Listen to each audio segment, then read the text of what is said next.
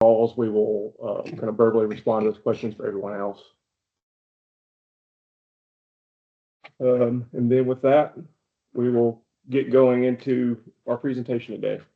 So first, just the basics. The Rural Healthcare Pathways Expansion Grant is designed to develop strong, defined healthcare career pathways to enhance the healthcare workforce in Tennessee's rural communities through a $50 million competitive grant process.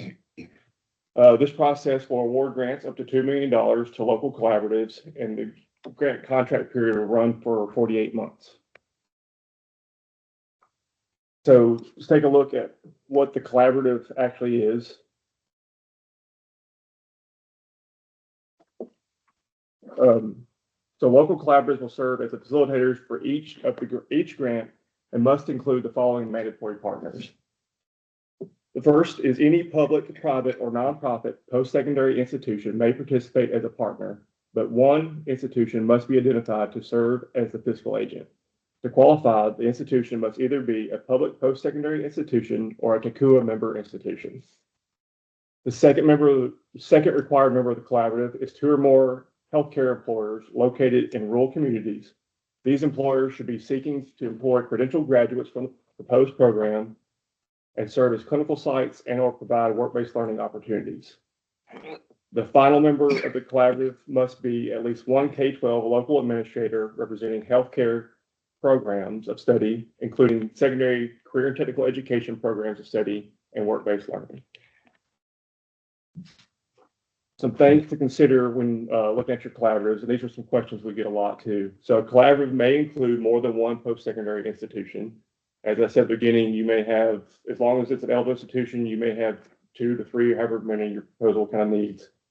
A lead entity or fiscal agent may submit more than one proposal. So if your institution is going to be a lead entity on one proposal, you could be a lead entity on 2 or 3 if you want to. You could be a lead on one and a fiscal on another.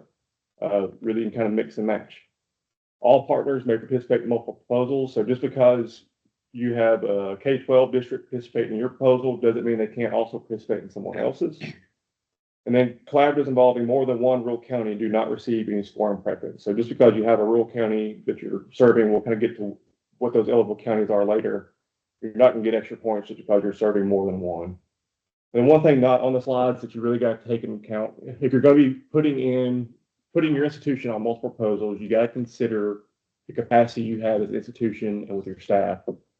So please be sure you're not going beyond your institution's capacity to manage multiple programs or contracts. Then here a little clarification on the fiscal agent and or lead entity. So if a proposal includes more than one eligible post-secondary partner, one institution will execute the grant contract with THEC and serve as the fiscal agent. A post-secondary institution may serve as both the lead and fiscal agent. So, and then we have these broken down by some different responsibilities you're going to have. First is this proposal period, which we're currently in. The responsibilities of the lead and or fiscal agent at this time would be coordinating all proposal activities and partner participation, submitting the notice of intent and notifying partners, and submitting grant proposal and notifying partners. Once we've made the awards and we've gotten into where we actually have contracts in place, lead and fiscal are responsible for coordinating all grant activities, partner participation and collaboration, and then contract monitoring, auditing, and reporting.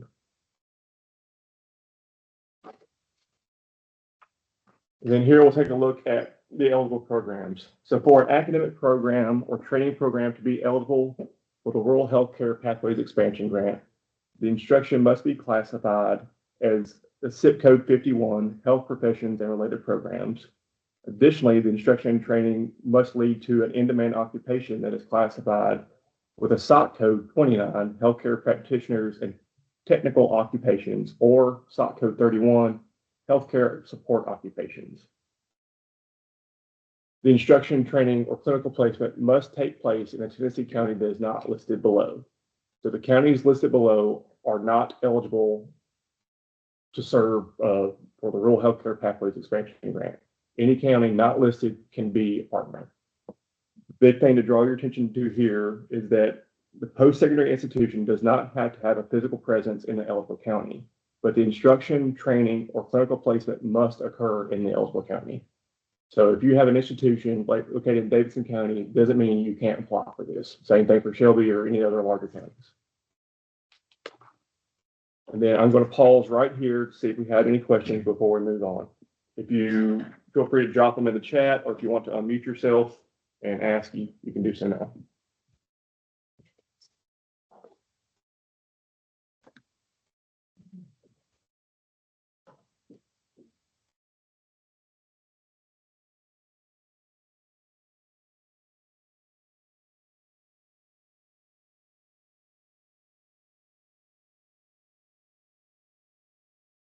Dr. Reed it.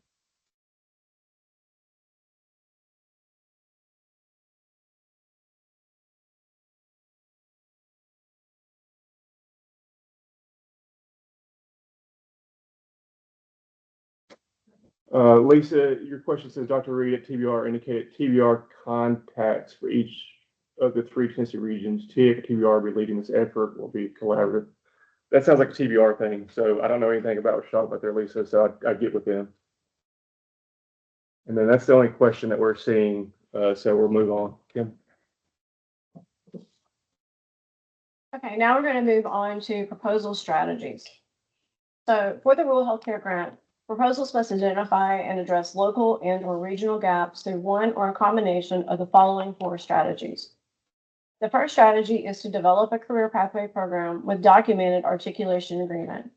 Here you have 2 options. Option A is to establish healthcare pathways for Tennesseans in rural areas, which include dual enrollment opportunities for high school students or flexible options for adult learners.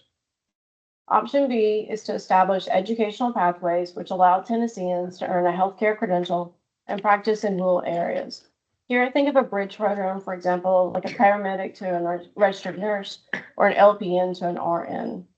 Each of these options would fall into the Develop the Career Pathway program. And if you need additional information, we have supplied that in Appendix D.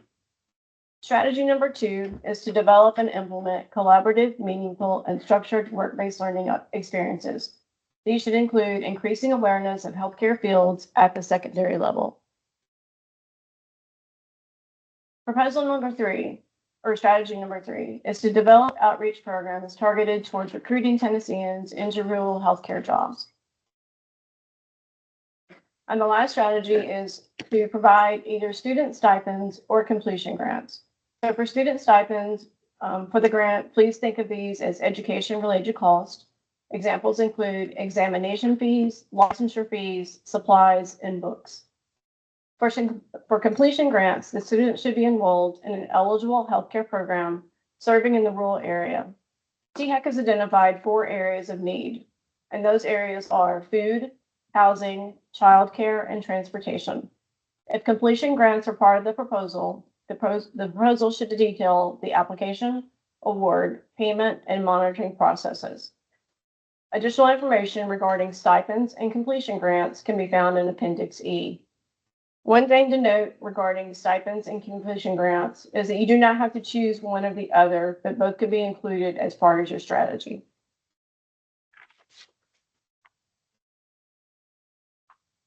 Next, we're going to move on to the different sections of the RFP. The first section is the program narrative. In the program narrative, you should include a brief narrative of the proposed project. The narrative should provide a clear and concise overview of the project, which includes a summary of each strategy selected, the associate outcomes, and the rural counties served. Keep in mind that there is an overall maximum limit of pages, so keep the program narrative as brief and concise as possible.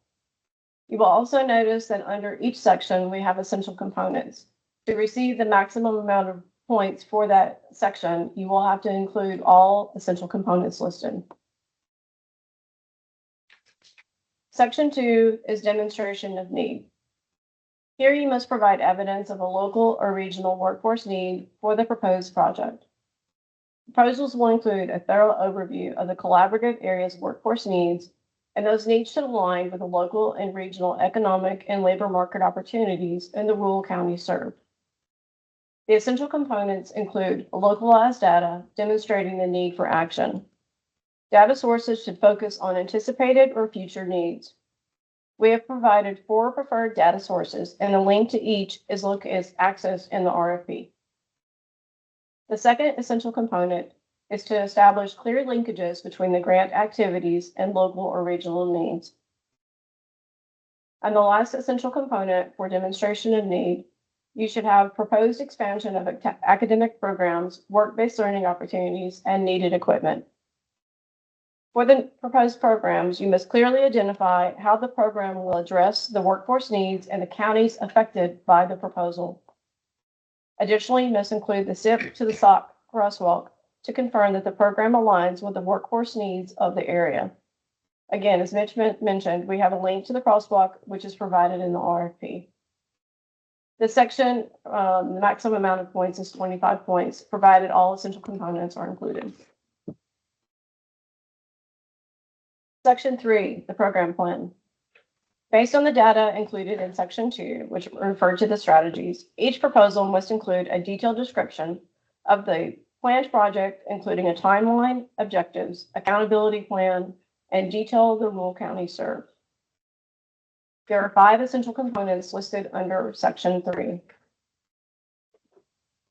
the summary of the program, you should include how the grant activities align with the workforce data, how those activities will provide a pathway to a credential, and how the program will increase the number of qualified healthcare professionals in a rural area.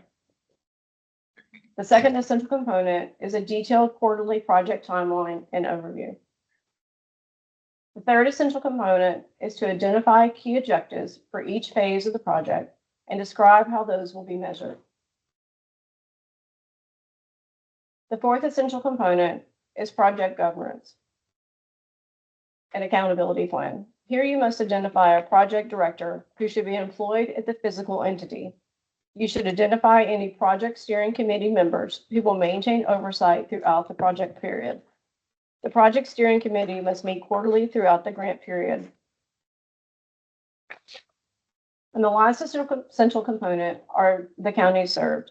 Again, keep in mind that not all counties are included in the grant. Please reference the county list on page 3 of the RFP for those counties that are not eligible. Section 3, provided all essential components are covered, is a maximum 25 points. Section 4 is the strength of partnership. Proposals are required to provide a detailed description of each mandatory partner, which is a post-secondary, K-12, or employer, their role in the implementation of the identified program, the capabilities of each mandatory partner, and assigned partnership memorandum of understanding, or MOU, outlining the essential components. Here we have 2 essential components. The first of which is a detailed description of each mandatory partner's role and their capabilities in implementing the identified program. The second is a memorandum of understanding, an MOU, outlining the partnership agreement from the local and area employers and partnering post-secondary institutions. Keep in mind that you must submit a signed MOU with at least 2 local regional health care employers, citing the need and outlining the benefits for their industry. At a minimum, an MOU included as part of the grant should establish an agreement among the partners of the collaborative that outlines each partner's respective benefits, roles, and responsibilities. MOUs must be signed by all partners to earn points in the scoring rubric. The maximum amount of points for the Section 4 strength of partnership is 20 points. We'll pause here for any questions before we go on. We'll hold questions till Boyd gets done. On Section 5, the budget plan, successful proposals will provide clear alignment between the funding requested and grant activities. All proposals must include a detailed financial plan and a complete budget, and complete the budget using the template provided in the RFP. This section's worth 15 points. If you have equipment in your proposal, you will need to explain how that prepares students to enter the healthcare field in a local or regional industry while earning post-secondary credentials or industry credentials. You also need to explain any anticipated indirect costs, if that is in your proposal, associated with implementing the administration of the grant. The indirect cost is limited to 8% of the total budget.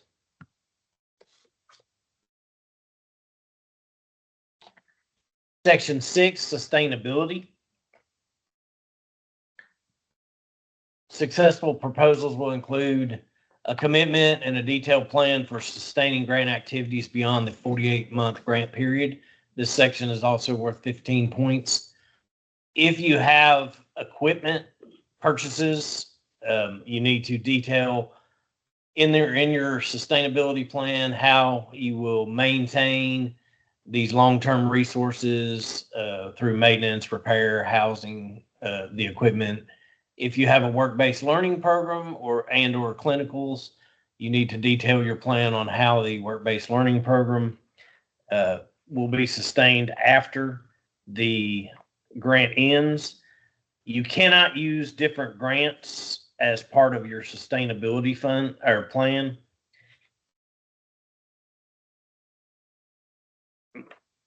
In allowable budget items, the equipment, here are some allowable budget items. Sorry.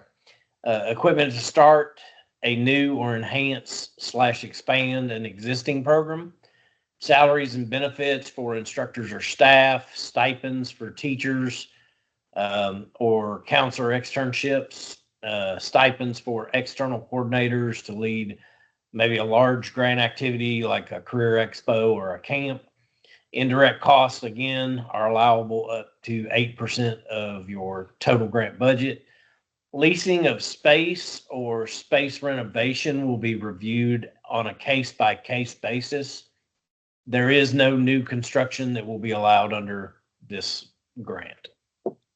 All right, and we'll pause here again for questions. So I'm going to check the chat, and if you have anything, you can feel free to unmute yourself and ask your question.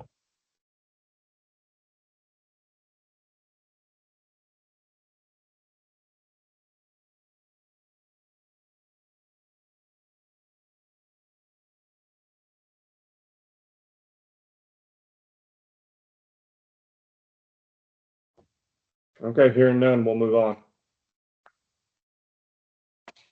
All right, so the next important milestone for anyone interested in applying for the Rural Healthcare Pathways Expansion Grant is the Notice of Intent. The Notice of Intent is due Friday, December 20th, 2024 at 12 p.m. Central Standard Time.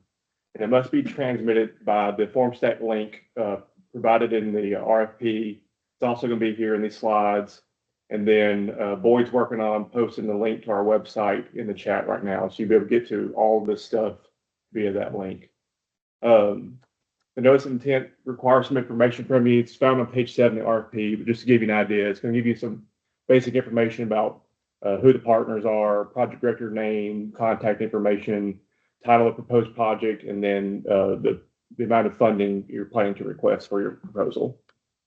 If you miss the deadline to submit a Notice of Intent, you will not be eligible to submit a proposal. So this is a mandatory step. That Notice of Intent must be in by December 20th, 2024 at 12 p.m. Central Standard Time. Final proposals are due on Friday, January 31st, 2025 at 12 p.m. Central Standard Time. So submissions received after that deadline will not be considered. Both of these things will be using FormStack links, and the link itself will die at 12 p.m. So if you have not clicked submit by 12 p.m., it will not work. So do not wait till last minute for any of these things. Get in there before 12 and click that submit button before that deadline. The same thing will be true with the final proposals. So they must be received through that FormStack link, and we'll provide some submission instructions at a later date to everyone that submits a Notice of Intent. Once we get your Notice of Intent, we'll build our contact list, and we'll start communicating with the project directors, sending them out all the reminders and links and all that stuff that you'll need along the way. As a reminder, it is the sole responsibility of the project director to verify receipt of the proposal and the NOI, and to notify the project partners that it was received. And then a few little legal things here. The funder, aka TIC, reserves the right to fund a proposal in full or in part and to request additional information if needed. All costs incurred in preparation of a proposal shall be borne by the applicant. The proposal preparation costs are not recoverable from grant funds. And then a quick look at the timeline. Again, just to repeat it a few more times, Notice of Intent is due Friday, December 30th, 2024 by 12 p.m. Again, you must click that submit button on that form stack link by 12 p.m. December 20th. December 20th, sorry, 2024. Thank you, Julie. Then final proposals are due Friday, January 31st at 2025 by 12 p.m. And again, we'll provide additional information on how to submit that stuff after we receive the notice of intent. From here, the timeline gets a little bit more tentative and depends on just how things play out. So roughly looking at notifying grantees of their award around April, May 2025. Probably hosting our first technical assistance webinar for grantees in July, and then looking to start contracts August 2025, and they would end around August of 2029. That's all the information we had to go over today. So our contact information is up on the screen. You can reach all of us at the workforce.tn.gov email. And then I know a lot of you also have our email addresses as well. The email us individually, and a link to the website's up there. And like I said, Boyd also dropped it in the chat, I believe. But here's where we will stop and ask for any questions. So if there's any in the chat, I'll go to those first. Well, we have a question in the chat. When you discuss a partnership with two employers, can it be an employer with numerous locations across rural areas? Yes. Yes, but you do have to have two employers. So that one employer could not count as two employers because they have multiple locations. So you have to have two different employers. Anything else? We had a question that I answered in the chat about capital equipment asset costs. We'll be using the $5,000 amount as defined in the RFP. I believe Dylan Williams, I'm not sure if I answered your question correctly. Can there be up to 3 COs, please? I'm assuming that's counties. KPIs. Or KPIs? Right. What is that? What is that? Primary Oh. investigators. You have to have the lead fiscal agent, and then you have to hit the minimum for the amount of partners, but if you want to go beyond that, that's okay. That is chat. That's it in the chat. All right. There was one other question Yeah. about how many do we expect to fund? How many Oh, projects? yes, you're right. I can't really answer that. It's going to be based upon the amount of funding each proposal requests. So we'll fund until we run out of money based upon the ranking, how the scores rank out. So higher score is going to be more likely to be funded than lower scores. But we'll play that money out until we run out of money. We have a follow-up, sorry, about the MD question. Student could not enroll in an MD program where instruction is housed in an ineligible county. This seems to exclude MD programs since all are in excluded counties. Is that correct? This would be one of those things where if there was instruction that was taken off site in an eligible county, that could then provide an MD program that would have some eligibility for it. So hopefully that gives a little more clarification. We have an additional question from Randy. If a learner is in an eligible county, could they receive online training offered from an ineligible county in addition to training located in the eligible county? So what I'm hearing there is, let's say there was a clinical spot in an eligible county and the student might be online for some of their classes in the eligible program, then that would be okay as long as they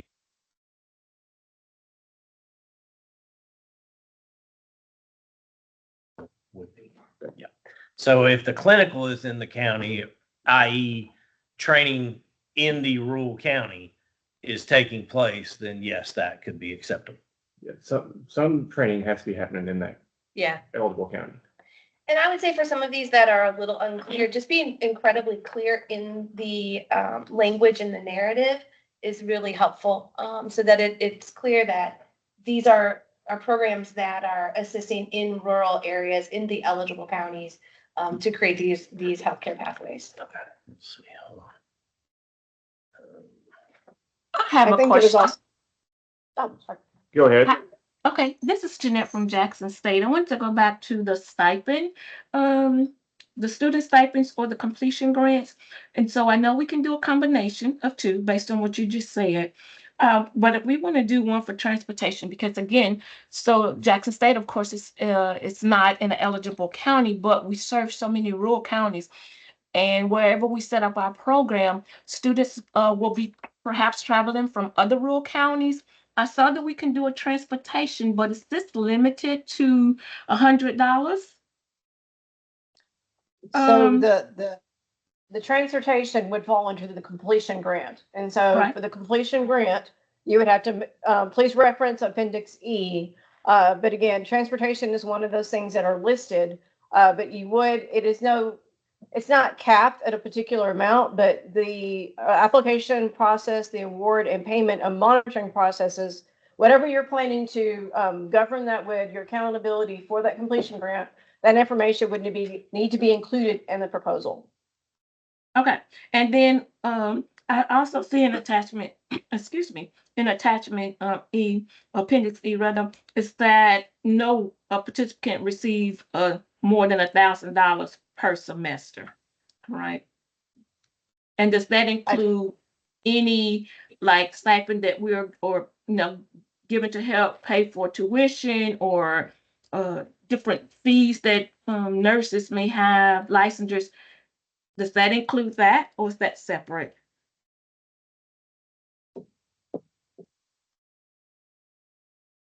Was that clear? So Ask it again, please. I'm having a hard time following. Okay, so under the completion grant, because we may do a combination of two, of the stipend and the completion requirement. So under the stipend, I know that we can help cover exam fees, licensures, supplies, books. I don't see tuition, but so I'm not sure if we can do that or not. But under completion grants, it says that program participants may receive up to $1,000 each semester. I just wanted to know, does that $1,000, is that a cap for both the stipend and the completion grant? Because the completion grant involves the food, the housing, transportation, and childcare. I'm tracking you now. Okay. It's just the completion grants. So your stipends, there's no necessarily cap on those, but like if you were going to do a stipend to cover a licensure exam fee, it would be for that exam fee, and it'd be obviously a set amount for each student using that. And so it would be capped at what that fee is set at. But you would have to lay out, like, we're going to use student stipends to do licensure exam fees, and then tell us in your proposal, how much exam fee is. Obviously, prices change as life goes on, but kind of lay that out in the proposal. Does that help? Yeah, that does. Thank you so much. You're welcome. Sorry, I had a hard time there. And then there's another question in the chat. I believe he's trying to ask if you have a partner in eligible county, but that partner has clinics in eligible counties, are they a possible partner? Yes, going back to it, like the instruction, training, clinical, like that has to be taking place in a eligible county. So as long as that's occurring, then they can be a viable partner for your proposal.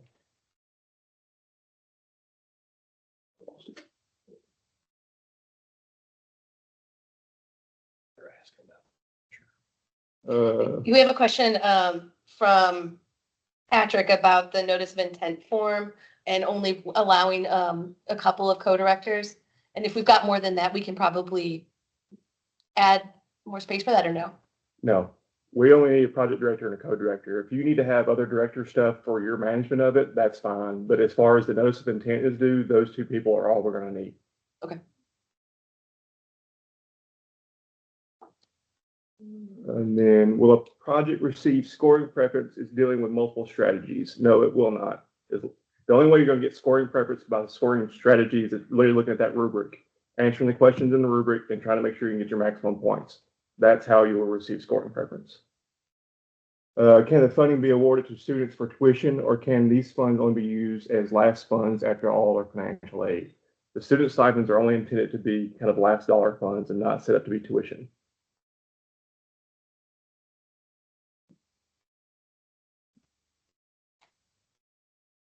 think that's all the questions currently in the chat, so we'll wait a couple more minutes, see if anybody else pops up, or if you want to unmute and ask, feel free. There's another one. Can a portion of the training or clinical take place in an ineligible county If the primary. if the primary program? So it's trying to say, can a portion of the training or clinical take place in an ineligible county if the primary instruction is in an eligible county? I think it would come down to how much primarily means. So if they're doing 51% or more of their training in the eligible county, then yes, but most of their training is occurring in a county that is not eligible, then no, that would not qualify. We got. got a hand raised. Give me a second. Hi, this is Uh, Sharona Jones.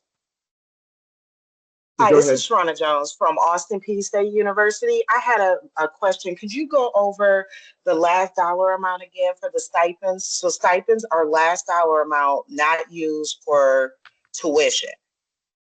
Is that correct? Right. The stipends, we don't have a set amount on. The stipends are to be used for like books and supplies, licensure fees, exam fees. So those, in your proposal, you would say, we want to provide student stipends to cover exam fee for whatever the exam is. And you would say that we, intend on covering that for 20 students. The cost is X number of dollars. And that's kind of how you lay out what you're going to do in your proposal. Okay. So like you need to tell us in your proposal how you want to use stipends. You can't come back after the award and say, we want to use stipends now. You need to lay out how you're going to use stipends or completion grants in your proposal. Right, but if we schedule, but as we're writing this, we want to make sure that when we're saying student stipends, we cannot use those for tuition. Correct. Okay, thank you.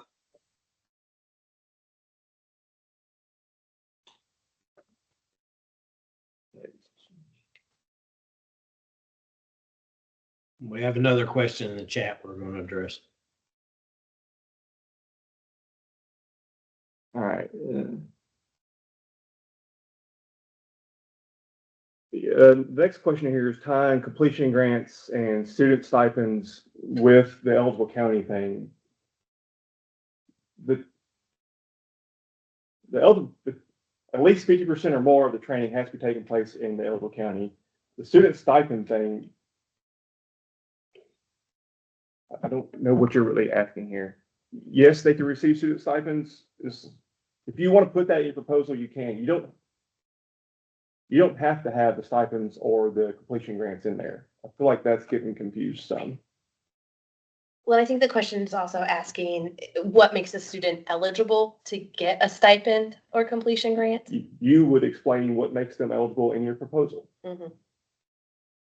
And then can RNs living in an eligible county attend a nurse practitioner program in an ineligible county but be placed in clinical rotations? Again, the clinical training, whatever, it has to be happening in the eligible county. So if it's not an eligible county, then it's not going to work. But if they're doing the clinical placement, then that part of it could be covered with this grant.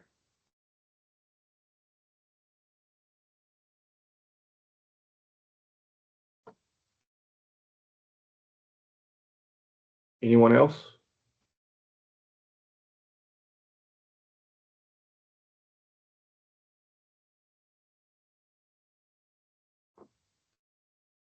Okay. One last reminder, the next important due date for anyone interested in submitting a proposal is Friday, December 30th. No, 20th. I did it again. December 20th, 2024 by 12 p.m. I'll do it one more time. December 20th, 2024 by 12 p.m. Central Standard Time. If you have questions in the meantime, I'll throw our contact stuff back up there. Feel free to email any of us and we'll work to answer your questions as quickly as possible. Thank you all for joining us and we look forward to receiving your proposals.